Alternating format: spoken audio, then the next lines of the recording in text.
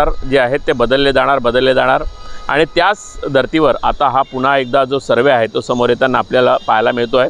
कारण भाजपाने आपल्या प्रत्येक खासदारांचं सर्वेक्षण जे आहे ते सुरू केलेलं आहे। ते किती कनेक्ट आहे, तो सोशल मीडियावर किती ॲक्टिव्ह आहे, त्याचबरोबर तो कशा पद्धतीने केंद्र सरकारच्या कल्याणकारी योजना जनतेपर्यंत पोहोचवतो, अशा अनेक गोष्टींवर भाजपा वारंवार या ठिकाणी सर्वे करत आलेला आहे। आणि अनेक जे खासदार आहेत त्यांना धोक्याचा इशारा देखील गेल्या काही दिवसांपूर्वी दिला होता।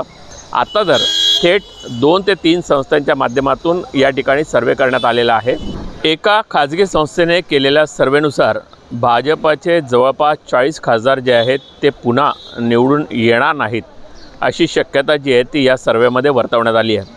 भाजपासाठी ही धोक्याची घंटा आहे की भाजपा भविष्यकाळामध्ये जवळपास नवी चेहरे जे आहेत ते या ठिकाणी लोकसभेला उतरवेल का, असे अनेक तर्कवितर्क जे आहेत ते या सर्वेमधून समोर येताना आपल्याला पाहायला मिळतात।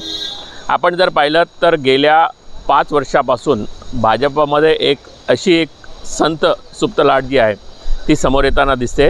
ती म्हणजे अनेक खासदार जे आहेत ते बदलले जाणार आणि त्याच धर्तीवर आता हा पुन्हा एकदा जो सर्वे आहे तो समोर येताना आपल्याला पाहायला मिळतो आहे। कारण भाजपाने आपल्या प्रत्येक खासदारांचं सर्वेक्षण जे आहे ते सुरू केलेलं आहे। त्यामध्ये खासदार लोकांशी किती कनेक्ट आहे, तो सोशल मीडियावर किती ॲक्टिव्ह आहे, त्याचबरोबर तो कशा पद्धतीने केंद्र सरकारच्या कल्याणकारी योजना जनतेपर्यंत पोहोचवतो, अशा अनेक गोष्टींवर भाजपा वारंवार या ठिकाणी सर्वे करत आलेला आहे। त्यानुसार आपण जर पाहिलं तर भाजपाने अनेक जे खासदार आहेत त्यांना धोक्याचा इशारा देखील गेल्या काही दिवसांपूर्वी दिला होता। आता तर थेट 2 ते 3 संस्थांच्या माध्यमातून या ठिकाणी सर्वे करण्यात आलेला आहे। त्यामध्ये देखील ही बाब लक्षात आलेली आहे की लोकांना नरेंद्र मोदी यांची पसंती आहे, पण सर्वात महत्त्वाचं म्हणजे नरेंद्र मोदी यांना मत देताना आमचा जो खासदार आहे तो बदलला जावा किंवा आमदार आहे तो बदलला जावा, अशी भूमिका लोकांनी या सर्वेमध्ये नोंदवल्याचं सांगितलं जात आहे। हा सर्वे नक्की कोणी केलेला आहे?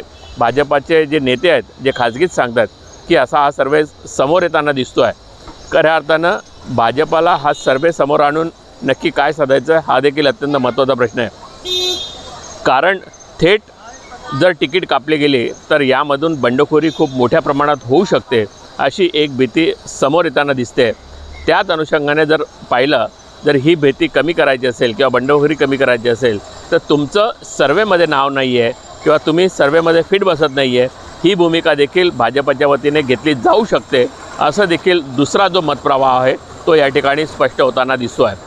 दुसरी गोष्ट म्हणजे आपण जर पाहिलं तर राहुल गांधींची पदयात्रा असेल, भारत जोडो यात्रा, ज्याच्या माध्यमातून आता जुडेगा भारत ही जी एक संकल्पना जी आहे ती समोर आली आणि सर्व विरोधी पक्ष जे आहेत, मोठे विरोधी पक्ष भाजपचे गेल्या काही वर्षांमध्ये सहयोगी होते, असे विरोधी पक्षामध्ये दाखल झाल्यामुळे कुठेतरी इंडियाची ताकद देखील या ठिकाणी वाढलेली आहे।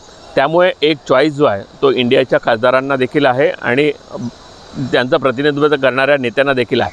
अशा परिस्थितीमध्ये काटेकी टक्कर जरी या ठिकाणी असली तरी देखील इंडियाला टक्कर देण्यासाठी नव्या चेहऱ्यांना संधी दिली जावी, हा एक जो मतप्रवाह आहे किंवा हा एक संदेश जो आहे तो या सर्वेच्या माध्यमातून दिला जातो आहे का? नक्की हा सर्वे कोणी केलेला आहे? म्हणजे भाजपने तर हा सर्वे केलेलाच आहे, पण तो बाहेर कसा आला याला देखील अत्यंत महत्त्व आपण या ठिकाणी दिलं गेलं पाहिजे।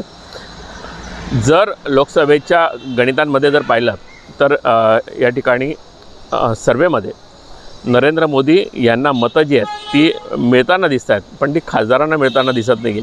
म्हणजेच याचा अर्थ भाजपच्या वतीनं नरेंद्र मोदी हे चेहरा तर असतीलच, पण त्या ठिकाणी हा चेहरा टिकून ठेवण्याचं काम जर करायचं असेल तर काही खासदारांना या ठिकाणी जवळपास तिकीट जे आहे ते दिलं जाणार नाही, हे स्पष्ट संकेत या सर्वेमधून दिसत आहे। जवळपास हा सर्वे 3 वेळा या ठिकाणी करण्यात आला होता।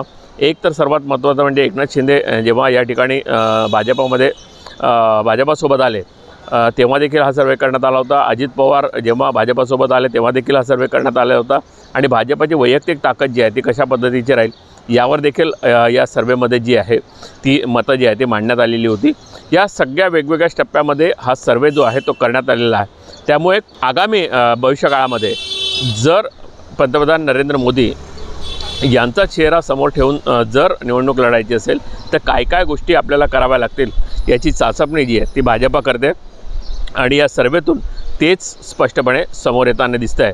खऱ्या अर्थानं निवडणुकीला अजून वेळ आहे, पण जसं जसं इंडिया लोकांपर्यंत पोहोचत राहील किंवा भाजपाचे अनेक अंतर्गत नाराजी असेल किंवा भाजपाच्या किंवा केंद्र सरकारच्या योजना लोकांपर्यंत पोचणार नसतील, महागाई वगैरे अनेक जे मुद्दे जे विरोधकांकडून उपस्थित केले जातात त्याची प्रतिपूर्ती होत नसेल तर नक्कीच हा सर्वे प्रत्यक्षात उतरेल का हे देखील पाहणं अत्यंत महत्त्वाचं आहे. व्हिडिओ जर्नलिस्ट कृष्णासह प्रफुल्ल साळुंके, लेट्स अप.